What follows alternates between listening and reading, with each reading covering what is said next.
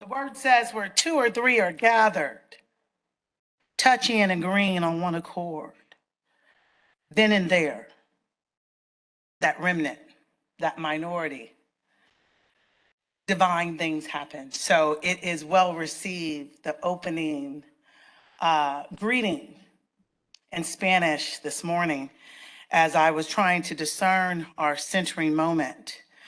Our centering moment is dedicated to Maya Sorillo of Uvalde, Texas, the 11-year-old who found herself in a classroom as a teacher was hurrying in from hearing the reports of another teacher that there was a shooter in the building. The teacher, before she could close the door, the shooter had made his way in, shot her and the other teacher. The door was closed and locked, and outside, Maya heard police officers, and she scurried, she and her friend, to get the cell phone of the dead teacher, wrestle it from her body. She heard the police officer say in the hallway,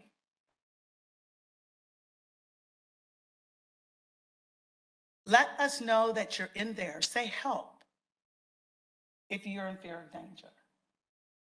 Her best friend said help. The shooter shot her. Maya knew to keep quiet. She had a hermeneutic of suspicion. If you are my help, if you know trouble's inside, why are you outside that door? Toni Morrison, former professor here at Princeton, wrote a wonderful book called The Bluest Eye. And in that text, which is about little Black girls in a world that looked on them in contempt and pity, one Black girl called Pecola said if she had blue eyes, she knew she would be beautiful and loved. And morning by morning and day by day, she prayed for blue eyes, but her two playmates, who preferred Black dolls that looked like them, realized that Pecola's wish would not only not come true, but it was a death-dealing wish to want to out-white a white person or out-man a man when you're a little Black girl. And Claudine said this in the text: since no one was paying us attention, we paid very close attention to ourselves. That is what Maya Sorillo did when she realized that her teacher was dead. The police would not protect her. Fate was between her discernment, the gun of a rabid shooter. She had to think, not on her feet, on her back. And the only thing she could think was, they all want me dead, so I better play dead while being wise and woke. She reached her hand over in the pool of blood spilling from her best friend and wiped it all over her body. So this is for Maya, who shows us that the words of antiquity still ring true. There is power in the blood if we know how to use it, so that which will kill us might pass over. For Maya, the words of Lucille Clifton: won't you celebrate with me what I have shaped into a kind of life? I had no model, born in Babylon, both non-white and woman. What did I see to be except myself? I made it up here on this bridge between starshine and clay, my one hand holding tight my other hand. Come celebrate with me. that every day someone has tried to kill me and has failed. May Maya live as long as she wants and not want as long as she lives. Today's lecture is entitled God's Handiwork Hidden in Plain Sight. The Gospel according to womanism. At an early age, I developed an interest in the complex relationship between norms and actions, forms and functions. Although I neither had the scholarly language of ethics nor the axiological framework of sociology of religion necessary to structure my 6-year-old observations at the time, I was nonetheless intrigued to find that the relationship between the theological, quasi-spiritual preaching of many church leaders and ministers, those who arguably have been called by God, and the actual practices of these self-same purveyors of the word of God were not in perfect accord. As I grew older and more aware, it amazed me to discover that despite what I had been taught in word and song, judging by the actions of my elders, Jesus did not, in fact, love all the children of the world. Herein lay the fallacy of my childish moral reasoning. I had assumed that preaching would dictate practice and thoughts would dictate action. That theoethical wrestling marked the beginning of my consideration of the Ephesus supreme query: why do people do what they do? I realized that what I saw as a child in Corpus Christi, literally translated, as I told you before, from Latin as the body of Christ, differed fundamentally. That perhaps I was so close to Texas, as Ana Castillo says, and so far away from God. What I saw was racial distrust. I saw the perpetuation of sexist stereotypes. I saw that preaching would dictate practice and that thoughts dictate action. That theoretically marked the beginning of my consideration of the Ephesus supreme query. At an early age, I also saw people of one so-called minority group turn against other oppressed people, disavowing any commonalities, any shared history, yet claiming the same spiritual strivings. As a youth, I also remember being disappointed by my local congregation's refusal to include persons who did not fit the community's norms of being religious, while at the same time fully professing pious, liberationist Christianity, which I understood to be an inclusive gospel. Red and yellow, black and white, we're all precious in his sight. Jesus loves. I witnessed the rejection of unwed mothers, the unchurched sinner, the uneducated fool, all rejected because they could not be assimilated comfortably into my middle-class Black Baptist environment by the normative standards of that institution. Perhaps the single most damning thing I saw was a tragedy of internalized oppression within a culture by those who did not embody what godliness should look like. To see situations within the Black community of my youth in which equally disadvantaged people oppressed and persecuted one another rather than looking out for one another was bad enough. But to realize that such malevolence was often done in the absence of white antagonists was even more distressing. Thus, from early on, I was plagued by these contradictions. My childhood question of how could so-called Christians behave as if God never existed only escalated during my intellectual and theological formation as a graduate student into, is there a qualitative difference to oppression?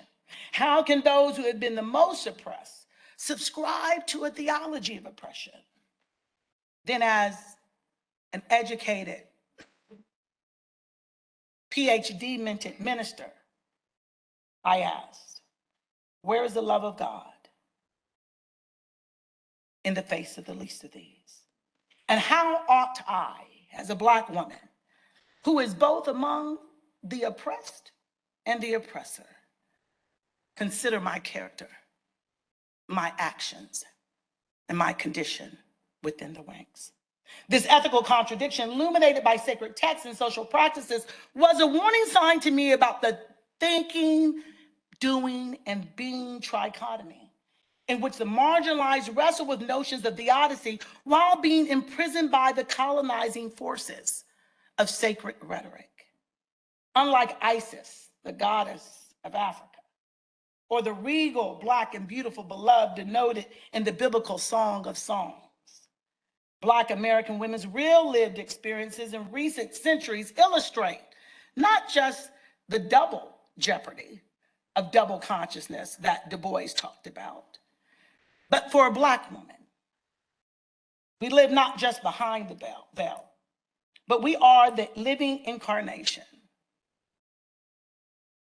traveled through the blood of the slaughtered, of perhaps what might be deemed the incarnation of triple jeopardy. The stereotypical images of the effacing mammy, matriarch, welfare queen, bitch, villain, sapphire, Jezebel, loud woman at the podium, gangsta hoe, are projected daily onto Black American women, thereby rendering them begrimed and flawed before their character, if ever, is seen. Cast in this depraved state, Black women experience real and ongoing cognitive dissonance in their lifelong journey for self-realization and social empowerment. The empowerment must come from some source, either within themselves or beyond human control, for it certainly does not come from society at large. A salient example of this cognitive dissonance can be found in Alice Walker's novel, The Color Purple. Here, the novel's central character, Celie, the once confused and God-fearing Christian who was taught to worship a God who was a big, tall, white, old, bearded, banker-looking, hippie, maybe barefooted man with cool, bluish-gray eyes. And she finds herself, after praying to that God and not getting answered, that she wants more, and ends up disavowing a God to whom she once bared her soul. In a letter to her sister Nettie, she writes, "I don't write to God no more. I write you." "What happened to God?" asked Shug, her friend. "Who that?" I say. She looked at me real serious. "Big a devil as you is," I say, "you not worried about no God, surely." She said, "Wait a minute. Hold on just a minute here," Celie say. "Just because I don't harass it like some people us know, don't mean I ain't got no religion." "What God do for me?" I ask, say Celie, like she shocked. "He gave you life, good health, and a good woman that love you to death." "Yeah," I say. "And he gave me a lynch daddy, a crazy mama, a low-down dog of a steppa, and a sister I'll probably never see again." Anyhow, I say, the God I've been praying and writing to is a man and acts just like all the other men folks I know. Trifling, forgetful, and low down. She said, "Miss Celie, you better hush. God might hear you. Let him hear me," I say. If God ever listened to poor colored women, the world would be a different place. Now, Celie's recognition of a Eurocentric, anthropomorphic, sexist image of God is an expression of what has recently been referred to as misogynoir, what Black feminists have noted as a world wherein all the women are white and all the Blacks are men, which necessitates that the rest of us have to be brave. It is for this reason that the metalogue and meaning of the novel's title is captured by the statement, quote, "I think it pisses God off if you walk by the color purple in a field somewhere and not notice it," unquote. For in so doing, God's handiwork is hidden in plain sight. like the color purple, like Seeley, contemporary Black women continue to wrestle with reconciling the miserable returns that have met their social investment with professing an abundant faith and moral urgency. Yet even as they persist, they still insist that the world would be a better place if others could see it from their perspective. Here in this place of existential angst and eschatological hope, Black women's insistence of making a way out of no way, lifting as they climb, hitting a straight lick with the crooked stick, and pressing on the upward way represents the moral wisdom and spiritual fortitude of those who have been silenced and made invisible in the task of normative theological ethics. These women, despite marked advances in social and political order of American society, are still deemed little more than 3/5 human. As a result, they are never afforded the status of being a responsible self in the normative ethical gaze of H. Richard Niebuhr. Recall that Niebuhr presumes a responsible self to be a moral agent who has the power and autonomy to exercise freedom, self-directing freedom in relating to God and neighbor. Such agency is unavailable within the everyday reality of the Black woman because she has neither the power nor social regard with which she can engage man or God. Her experience of what it means to be human is thus denied. Furthermore, the Black woman's experience of what it means to be an embodied human exposes John Rawls' classic theory of justice as an absurdity because it disregards envisioning a justice for human beings who are actually embodied people. This moral reflective weakness is not exclusive to scholars alone. Even everyday Black women are mystified by ordinary, well-intentioned, and God-fearing people who claim to see the humanity in everyone, yet are frequently ignorant of issues of gender, class, and race in their midst. Even as we are lamenting Uvalde's shooting, 20 other shootings have happened in the United States. And such ignorance is bliss. What do we say and do when the disinherited of our world, nation, state, cities, and communities and homes disregard what is plainly evident? How can we decenter ourselves from our privileged positions of comfort while simultaneously placing at the center of our thoughts and actions a constructive envisioning? As in the words of Howard Thurman, those of us who carry the gospel must ask the question, what then is the word of the religion of Jesus to people who stand with their backs against the wall, their bodies slathered in blood, or the knees of the state that was meant to protect them, becoming their predator? It is the work of womanism in religion and society that attempts to mine those untapped mother lodes of moral wisdom, work, and witness, spoken by Black women, written by Black women, done in the ministry of Black women, seen in their minds, hearts, and souls. This is wisdom, work, and witness gleaned from women whose lives give a worm's eye view of our particular world. Ironically, although often disparaged and undervalued, Black women's perspective represent a model of epistemological privilege from an oppressed standpoint that can help all of us describe, analyze, and empower, just as Maya, when we dare to see the world not through blue eyes, but eyes that are watching for God. Womanism is revolutionary. Womanism is a paradigm shift wherein Black women no longer look to others, but they look to themselves. These revolutionaries are Black women scholars who have armed themselves with pen and paper, not simply to dismantle the master's house, but to do the important work of building a house of their own. As intellectual revolutionaries, womanist scholars undertake praxis that liberates theory from its captivity to the intellectual frames and cultural values of those which cause and perpetuate the marginalization of Black women in the first place. Akin to the feuds between Frederick Douglass and Elizabeth Cady Stanton in the last decades of the 19th century, Black male theologians and white feminist theologians from the 60s to the 80s were often disempowered in the public sphere, yet power brokers in the subaltern counterpublics of the dispossessed, which rendered those who were Black and female despised, vulnerable, and on the front line as casualties in a war that were never waged with them in mind.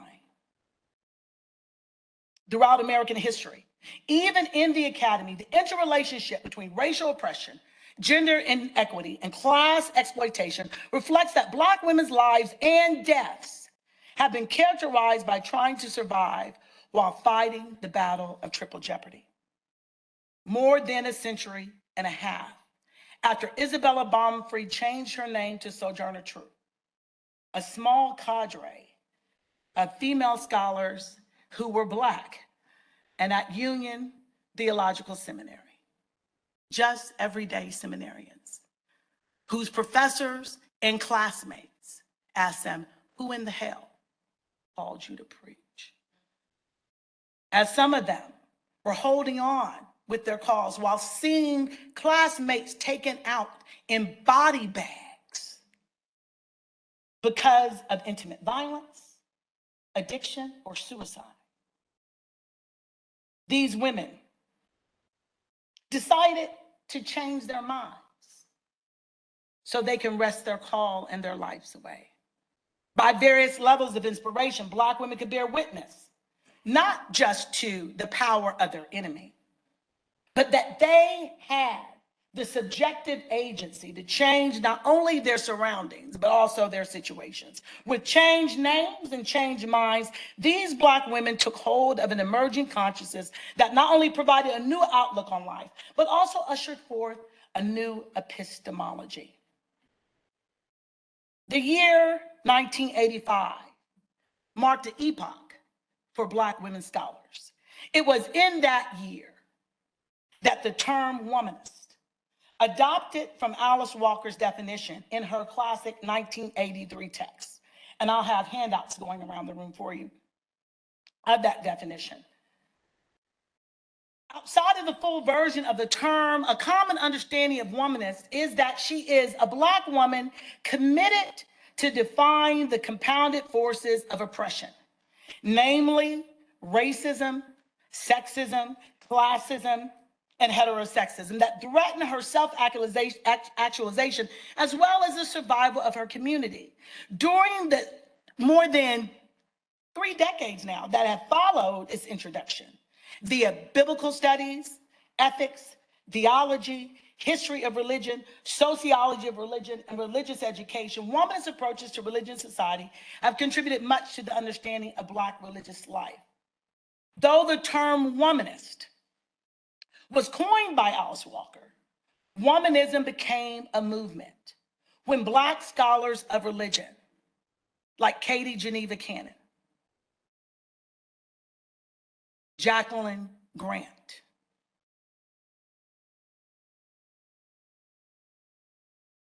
Dolores Williams, all three at Union together as students, with the Bible in one hand, the syllabus in their face, and needing another sacred text that allowed them to see themselves created in the image of God. And there, in a pop culture ripped from the text, blown up by a Jewish admirer into a movie, the color purple was seen not in the film, but was seen in the term womanist. And these three works emerge.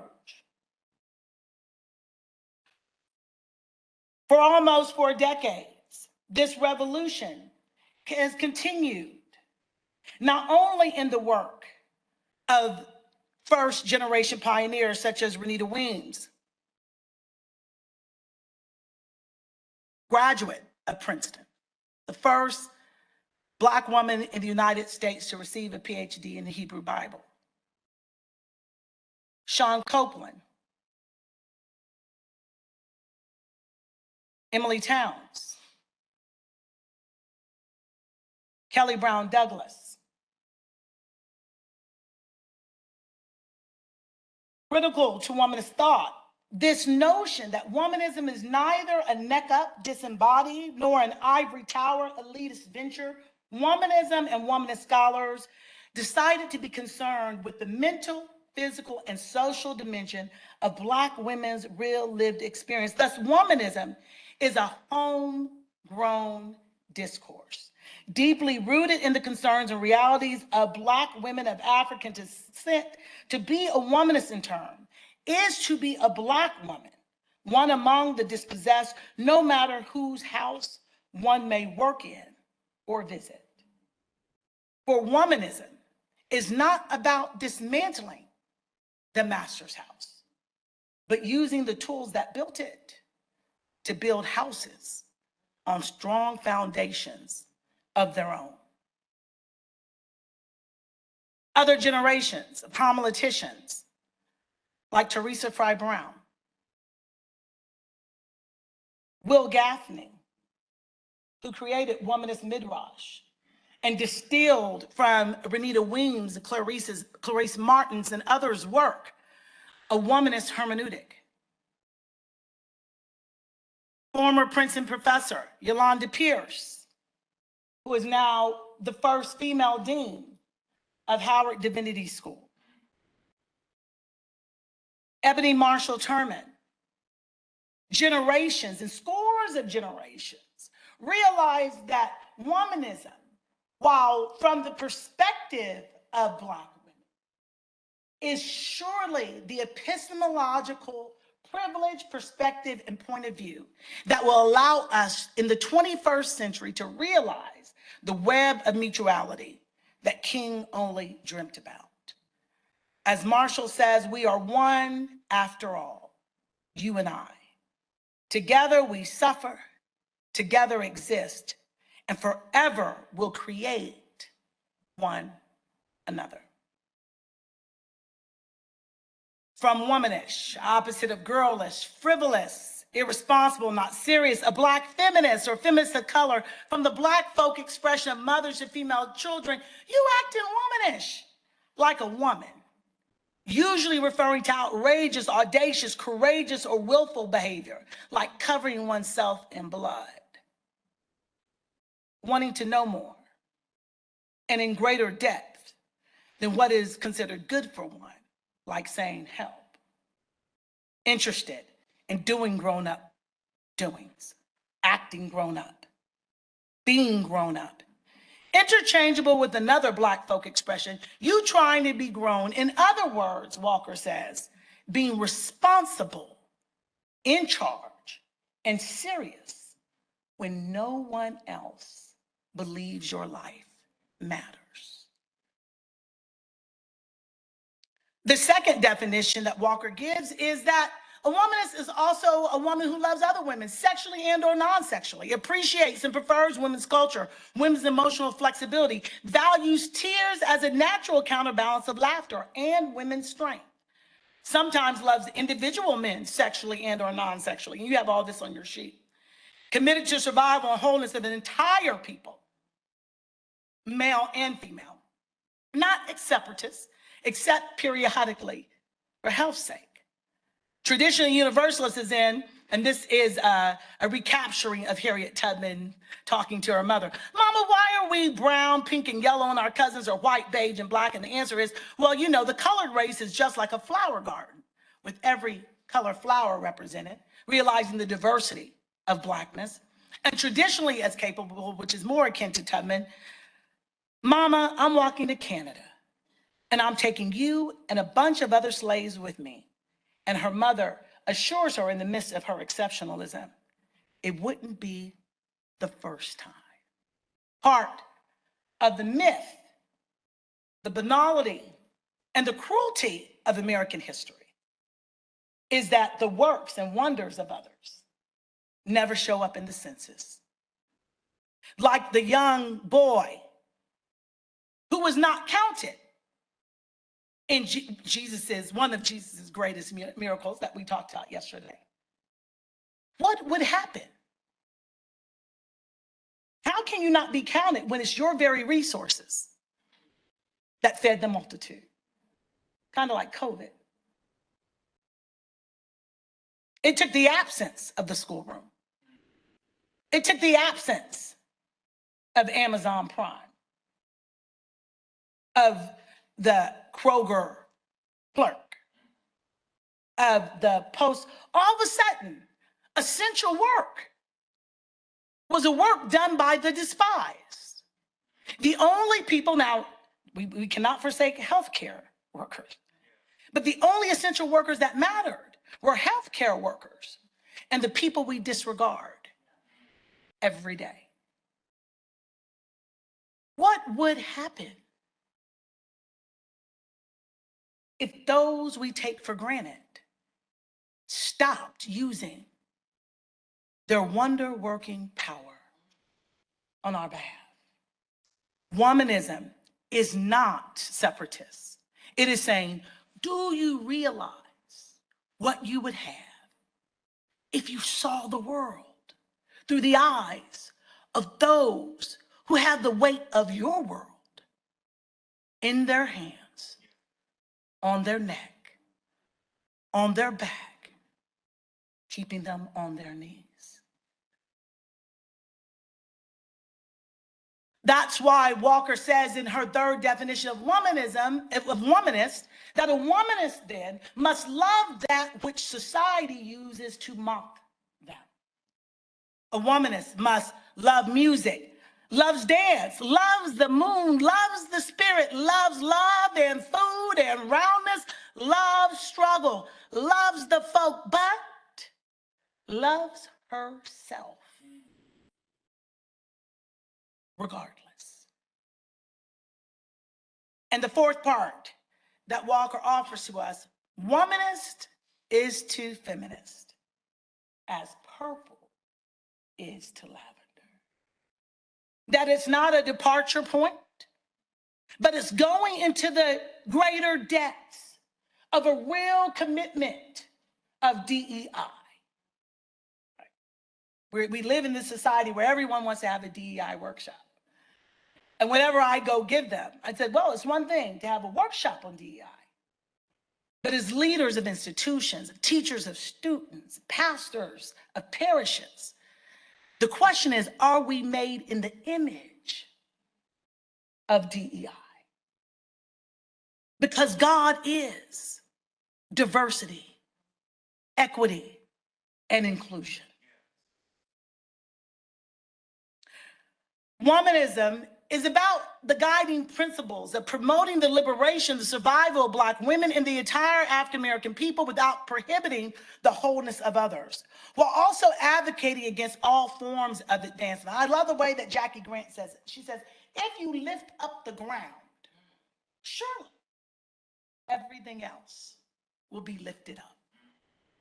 Thus, it reclaims Black women's experiences, histories, bodies, aesthetics, literature, etc., as primary sources for theological reflection and biblical interpretation. Hortense Spillers puts it this way: as long as the hunted gets to write the narrative, as Chinua Achebe reminds us, the lion never gets to tell his story. And knowing that folktale, which is a sacred truth well, all women, and particularly Black women, have gone to fiction to hide their truths. Because if it wasn't for fiction, novels, songs, and prayers, these women's words would never be read. So popular culture is not just an aside. How do you get the verifiable truth when the census doesn't count the savages? Womanism then maintains that God, Jesus, identifies with the oppressed, the least of these, in their commitment to and struggle for justice and wholeness. It encourages interracial bonds between girls and women in order to strengthen relationships and transfer survival tools. Now, I know that many people might be wrestling with, well, it maintains that God and Jesus identifies with the oppressed. Go back and look at the stories in the Bible where Jesus works miracles.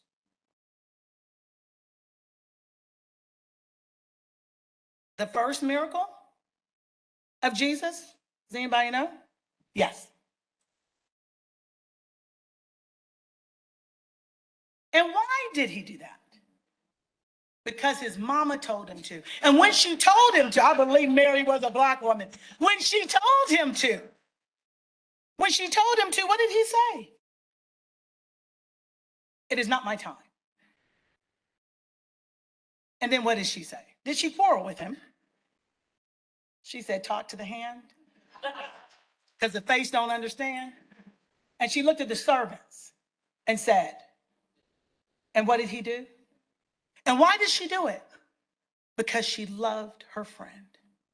And she knew the shame and disgrace that would happen if you ran out of wine at the one celebration your daughter would ever receive. Because she remembered as a 14-year-old girl what it means to marry a 40-year-old man who might hold you suspect about your truth. And here she is, at the one perhaps beautiful day, as a mother gives her child away, she's out of wine. And Jesus pushes back. Jesus's miracle-making power was not only carried by his mother, but activated even before Jesus knew. Mary and Martha do what? Jesus goes on his vacation. They send a telegram. Come back. Your homeboy, our brother, is dying. Does Jesus rush back? Jesus takes his time. Shows up. And what do they say? Have you lost your right mind? Where have you been? Right? Got all indignant in his face. And then what did Jesus do? He wept. But showed them in his delay his power, foreshadows his own resurrection by showing that God is love. And when God loves the oppressed, God becomes Emmanuel, with us. God is on the side of the oppressed. When we look at Exodus, you all believe it's a story about Moses and Pharaoh. Is it? Really? Because the wonder workers there, they don't even need a meat. The midwives do what? Shipra, Puah, charged by their job to kill the baby boys. And they thought, because the oppressors always know the mind of your oppressor. But to be oppressed is always be assumed that you don't have a mind. And they took that to their credit. And they said, well, they were just born before, those wild women, right? Hebrew women with the wide hips. They just pop them out before we can kill them. That stereotype worked, did it not? Knowing she had something special, Moses' mother sends Moses' sister and says, put the baby in a basket, put him in the water, Then the baby is found by Pharaoh's daughter, who knows it's a Hebrew baby, yet she adopts him as her own. Then Moses hooks up with Zipporah. All of these women become the Underground Railroad without ever meeting, all being different, all living in different masters' houses.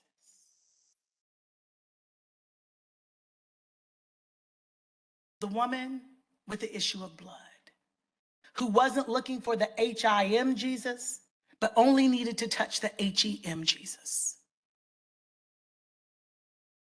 The Syrophoenician or the Canaanite woman, who Jesus calls a dog by giving her the demographic status that she has in the house of Israel.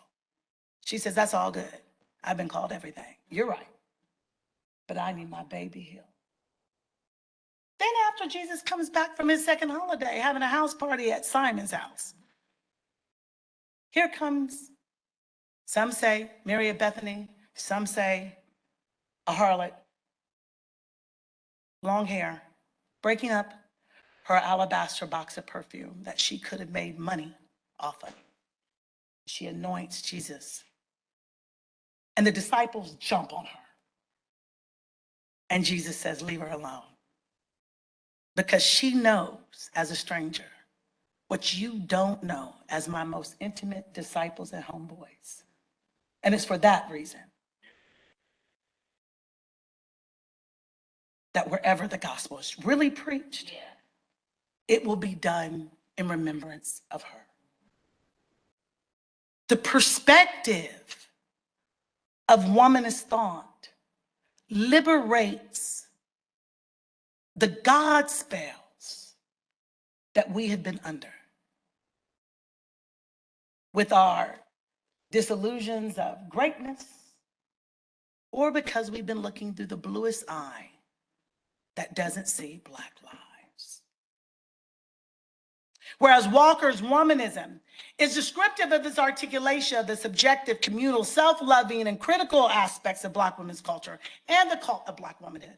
Womanist ethics is constructive in that it seeks to determine how to eradicate oppressive social structure that limit and subscribe the agency of African American women. Womanist ethical reflection provides descriptive foundations that lead to analytical constructs for the eradication of oppression in the lives of Black people and, by extension, the rest of humanity and creation. And so, womanism, in its academic discourse and theological interpretation, becomes first what I call radical subjectivity. It's radical because Black women are claiming agency and their subjective worldview, where they are not victims of circumstance, but rather are responsible, serious, and in charge women. As Fannie Lou Hamer says, you can pray until you faint, but if you don't get up and try to do something, God is not going to put it in your lap. And so as the women within the Bible that I have just noted, it was their action that made Jesus change Jesus's mind and say, great is your faith. Let it be unto you as you will. Secondly, womanism is traditional communalism. It is a theological discourse that takes into account, it's an ethic that takes into account the various gifts, identities, concerns of Black people in general in order to use every resource available to strengthen the community as a whole. Realizing that if you are silent about your pain, it's the telling of the truth, that using testimonies, text, they'll kill you, as Zora Neale Hurston says, and say you enjoyed it. I don't know about you, but in Texas, the one day where slavery is talked about in the history books, it's talked about as on-the-job training. Oh, this is true, and not enslavement. When you go on those wonderful, fashionable, with your family plantation visits and reenactments, as you're about to do something on Monday with regards to Juneteenth, barbecue, or have a picnic, which is a name that was used to describe how Black people were picked to be lynched.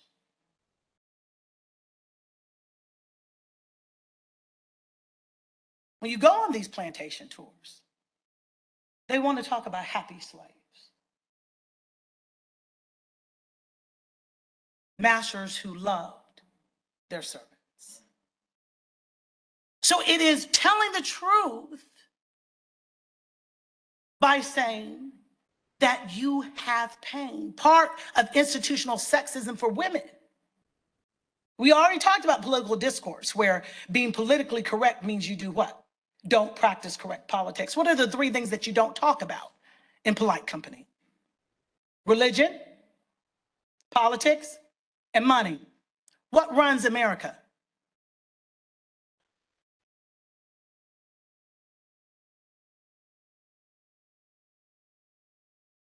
So womanism says, no. Somebody has to tell the truth.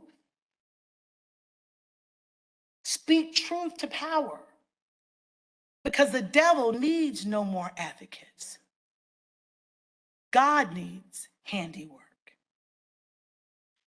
So that third tenet that correlates to Walker, I name as redemptive self-love. By demystifying the perception of Black women's bodies, ways, and loves as vile, the intentionality with which Black women writers write back Black women into their truer selves is invaluable in the formation of womanist ethics.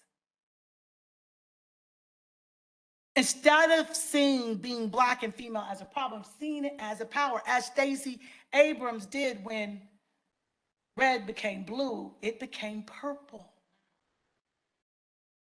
It wasn't so much about politics. It's about what agency can do to organize a community on behalf of its best interests. She says, my being a Black woman is not a deficit. It is my strength. It is realizing where two or three are gathered. Diversity is not deficient. Diversity is divine. And last but not least, it is critical engagement. Womanism obliges Black women to critically engage the world at the intersection of their oppression, since they have borne the brunt of social injustice throughout the history of the modern world. It is to realize, as Kelly Brown Douglas says, that while Charlottesville, as we saw, the Unite the Right rally is certainly alarming, as all of these shootings and protests, as the epiphany that we had on January 6, 2021, it should come as no real surprise, just like for Maya. For as disgusting as many Americans find the beliefs of these crusaders, their white supremacist beliefs reflect an ugly truth about this country. The truth is, this country, even as it proclaims freedom and justice for all, was founded on an Anglo-Saxon myth of white racial superiority. And here, Kelly Brown Douglas, as an Episcopalian priest and the dean of the Episcopal Divinity School, realizes that Black women have no ground to stand. Not merely because Jesus is presented as metaphysically white, male, and with blue eyes, but ontologically, perhaps, God becomes, in our hands and through our mouths, a white supremacist. Our work is to wrest back what the lies of history, what the demons that have possessed us, and our advocacy that has been used for injustice has done. Our work is to do the work, as Katie Cannon says, that our souls must have, not for the charity of others, but as Maya could tell you, because your very life might one day depend on the blood of those who have been slaughtered beside you. Questions? Questions?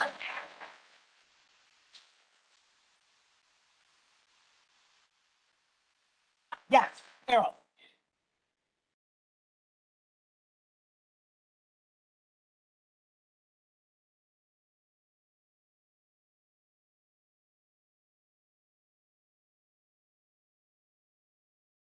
So, like we talked about on the first day of the lecture, that philosophically speaking, when we're talking about this pursuit of truth, we can get caught up in the phenotypical reality of things in order to displace truths, in order to avoid necessary conversations. So we'll say, is this thing real?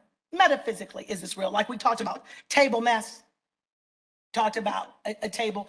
The same way people will say race is a social construct. Race is not metaphysically real. So you, not only were you perhaps disoriented when you realized that there are two creation stories, right? But you might have been disoriented for those arguments about the Hamitic curse. Does anybody remember the Hamitic curse? Hebrew Bible. Now, some professors will dismiss the Hamitic curse because they're like, surely we're not going to even talk about race, right? The Hamitic curse was when Noah, when his son, does anybody remember his son's name? Ham, right? Sees him naked and drunk, right? After having built the ark, right? Chilling. And Ham sees him, appalled, shocked, and laughs at his father's nakedness, goes to get his brothers. You remember his brother's name? Shem and Japheth. They come, but instead of looking at their drunk, naked father, they supposedly walked backwards and covered him up. When Noah sobered up, he cursed Ham, not by saying, curse are you, but curse be Canaan, right? Ham's son, and all of his children who will be enslaved and subject to the children of the brothers.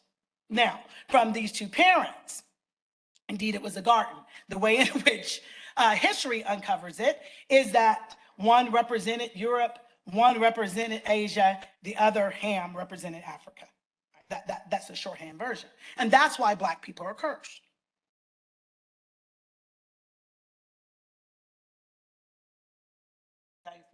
Okay, that's supposedly. And then we hear the story of Nimrod, who's also a descendant of Ham.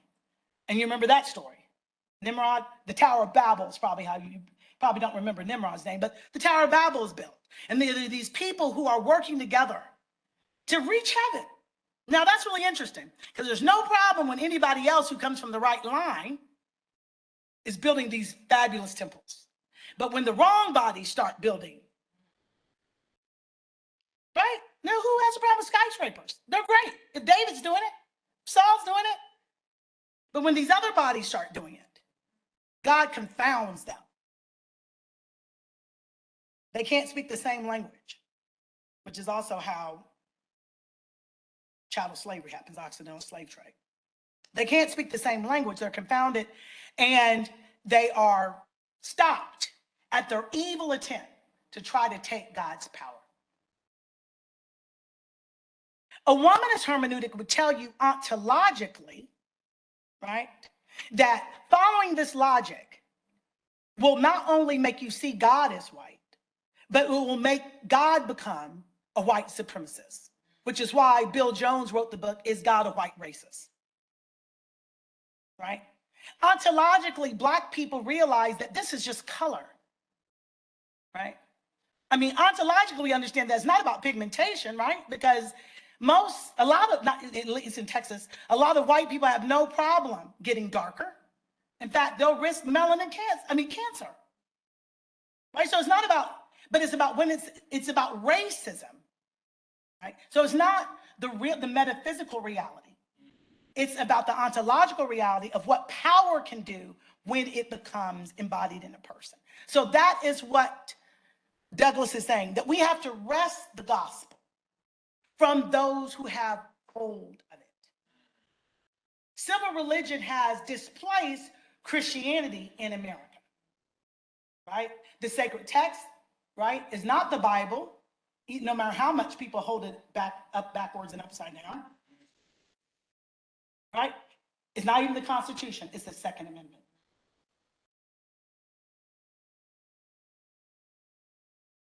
The sacred person is not though Jesus or any other martyrs. It's the President of the United States.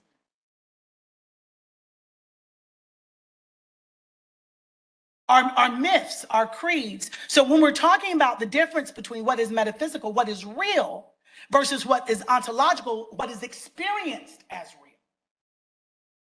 So it matters not how much somebody tells me. It doesn't matter what the race of God is. It doesn't matter that the Bible might say that Jesus had skin of brass and hair of wool, right? Those debates are superfluous. What does matter is I need to see a Jesus that can see me. I need to understand a God that is not white supremacist, because if we are formed by a rigid, blasphemous Calvinist orthodoxy that tells us that everything that is happening now is existing because God wills it to be that way, what does that mean? If we're dealing with a divine will deontology, that everything that is because that's how God wants it. Womanism rejects that. So it's kind of like Angela Davis taking on Reinhold Niebuhr's Serenity Prayer. I mean, does anybody know the Serenity Prayer? Can anybody quote it? God grant me. To what? Accept the things I cannot change the things I can, and the wisdom to know the difference. Angela Davis says, bump that. What does it mean if a Black woman says, help me accept the things that I cannot change? Think about all the women in the Bible. Okay, what would have happened? If Vashti, Mary,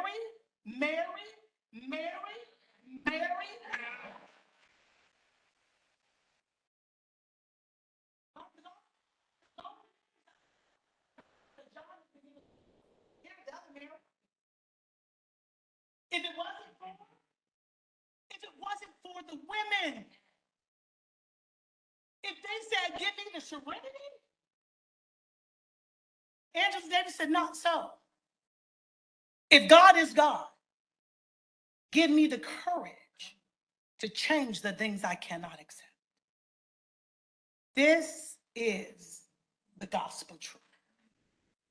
That where 2 or 3 are gathered. And you need 2 or 3 because you need to be different. That is why metaphysically, God cannot be anthropomorphic.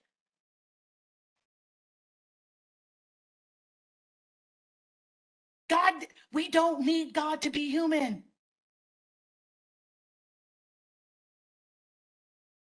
But we need to see the Spirit of God at work in the diversity, equity, and the inclusion of our community. And my benediction and prayer is, may you be made in that image.